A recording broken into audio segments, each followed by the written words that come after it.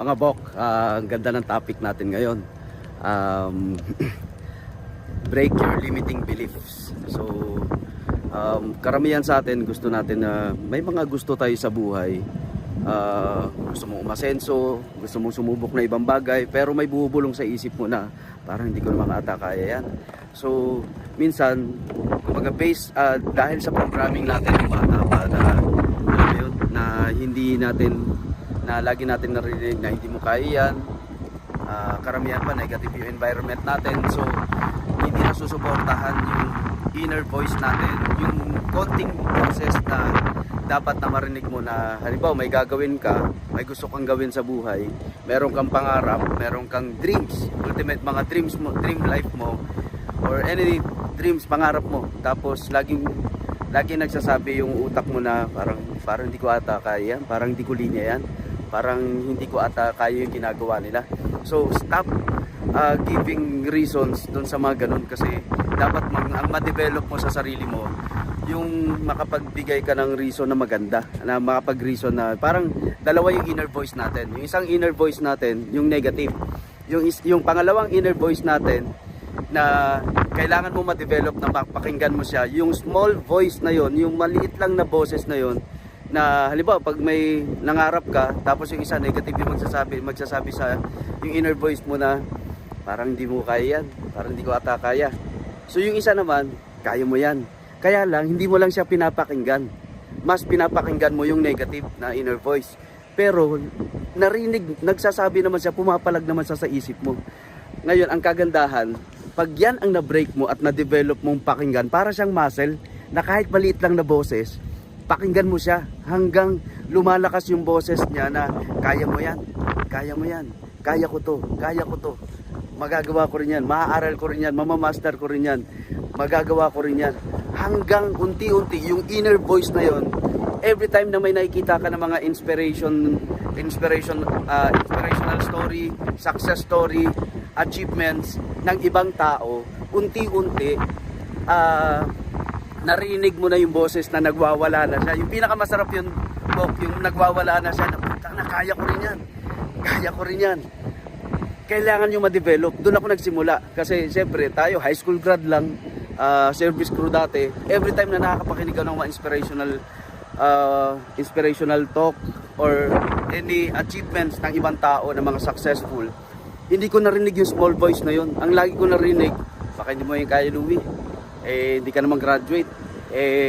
Service crew ka lang. High school grad ka lang. So, ang dami niyang reasons. So, sabi ko sarili ko, habang nakikita ko, bakit may mga tao na agawa ng ganun? Ibig sabihin, hindi lang isa, hindi lang dalawa. May nagkakakotse, na-achieve nila yung cars nila, yung dream life nila, nakapag-travel, kumikita na malaki. Hanggang unti-unti, narinig ko yung maliit na boses na yon na nagsasabi na, kaya mo yan, Louie.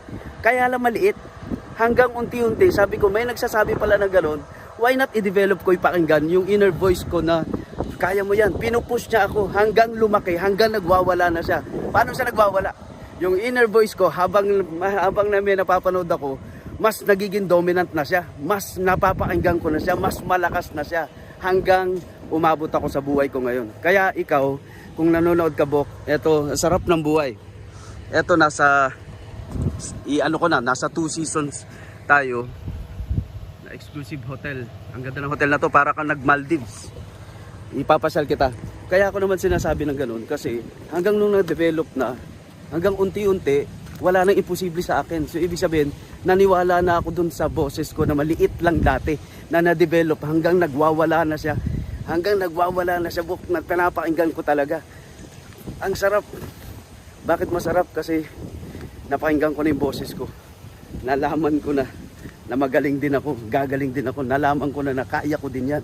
Kumbaga parang in-acknowledge ko na sa isip ko, sa paniniwala ako, na dati yung mga limiting beliefs ko na ako lang din nagbibigay ng reasons bakit hindi ko ma-achieve yung mga bagay-bagay na gusto ko.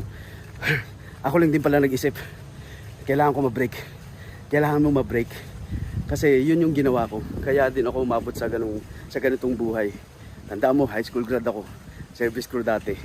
di ba? Pero pinakinggan ko lang, dinevelop ko yung inner voice ko na dating mahina na kaya ko yan, hanggang pinalakas, hanggang nagwawala na sa katawan ko. Every time na may gusto ko, ang una ko na narinig, kaya ko yan, kaya ko din yan, kaya ko din yan. Every time na na-inspire ako, kaya ko din yan, ako yung next, di ba? So, yun yung ginawa ko, Bok. Hingal ako kakakalakad din, no? Yung tour lang kita, may mga villa dito, Bok, ha? May kasama pang tour. Social. Ayun, Bok. Develop your inner voice, yung maliit na kaya ko yan hanggang lumaki, hanggang magwala na siya sa isip mo, hanggang maging dominant na siya at hindi mo narinig yung mga negative thoughts kasi hindi mo kailangan sa success yan, hindi mo kailangan sa goals mo yan, hindi mo kailangan yan sa dream mo. Sabihin, mas pakinggan mo yung inner voice mo kasi yun ang mag-guide sa'yo sa success, yun yung mag-push sa'yo na magsipag ka, yun yung mag-push sa'yo para gumalun ka. Kasi bakit? Lagi niya sasabihin na kaya mo rin yan. Lagi niya sasabihin sa'yo na ikaw din ang next. Na kung nagawa nila, kaya ko din. Kung nagawa namin, kayang-kaya mo din, Bok. Okay?